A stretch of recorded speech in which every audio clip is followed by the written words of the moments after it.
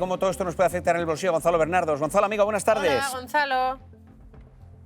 Buenas tardes, Iñaki y Cristina. Oye, Gonzalo, esta mañana ya subía el petróleo un 9%. ¿Hay riesgo de que si esto se alarga a las 4 o 5 semanas que dice Trump, se nos pueda poner la gasolina, me voy a poner un poco pesimista, pero es que hay quien apunta en esta dirección, en los 2 euros por litro, por ejemplo, porque sería una subida importantísima, sería un desastre para la economía? Estoy pensando en los transportistas, por ejemplo, y luego el efecto que tiene todo eso en la lista de la compra.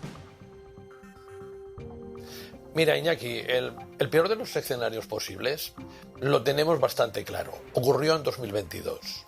Y ocurrió cuando hubo 3 fuentes muy importantes de consumo por parte de las familias que quedaron sus precios alterados. El gas natural, pero lo sufrimos en la electricidad.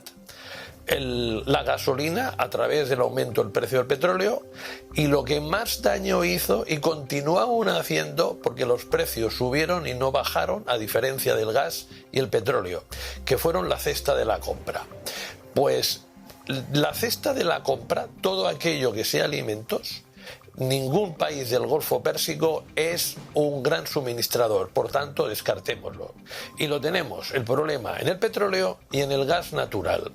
En el petróleo, antes de que sucediera el ataque de Israel y Estados Unidos a Irán, había exceso de oferta y el petróleo llegaba a estar incluso por debajo de $60 en algún momento el barril Brent.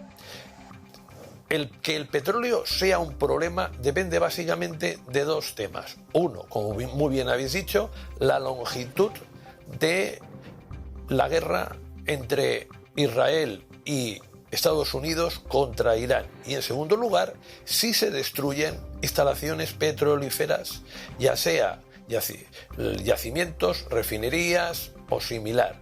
Si esto se produce, será indiscutiblemente una repercusión que puede ser casi tan importante como la que ocurrió en 2022. Pero especialmente lo más vulnerable no es el petróleo, es el gas natural.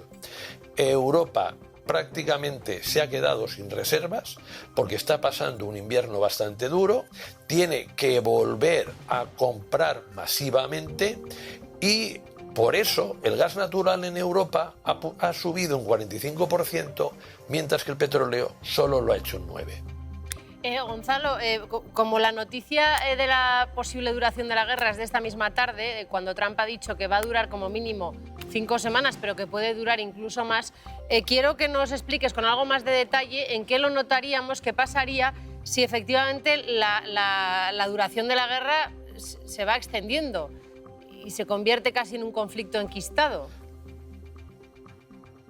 Pues si la duración de la guerra no es breve, sino continúa y son varios meses, pues tenemos muchos ejemplos. Tenemos el ejemplo de la guerra Irak-Kuwait. En ese momento a nosotros nos afectó porque hubo un incremento de la inflación y ese incremento de la inflación implicó tipos de interés mucho más elevados e implicó que finalmente, cuando se acabaron los fastos del 92, entráramos en recesión.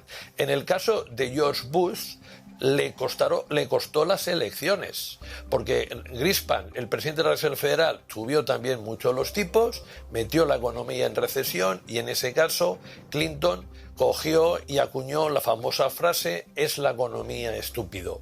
Yo no creo que llegue a nada de todo esto, entre otras cosas porque primero, Trump no es nada fiable y de lo que dice a lo que hace hay una diferencia. Segundo, en Estados Unidos el Partido Demócrata le va a suponer una oposición cada vez más creciente, especialmente porque hay elecciones en noviembre y si Estados Unidos está involucrado en una guerra, esto no va a ser favorable para el país, porque un Estados Unidos que ya empieza a tener problemas económicos los tendría bastante más.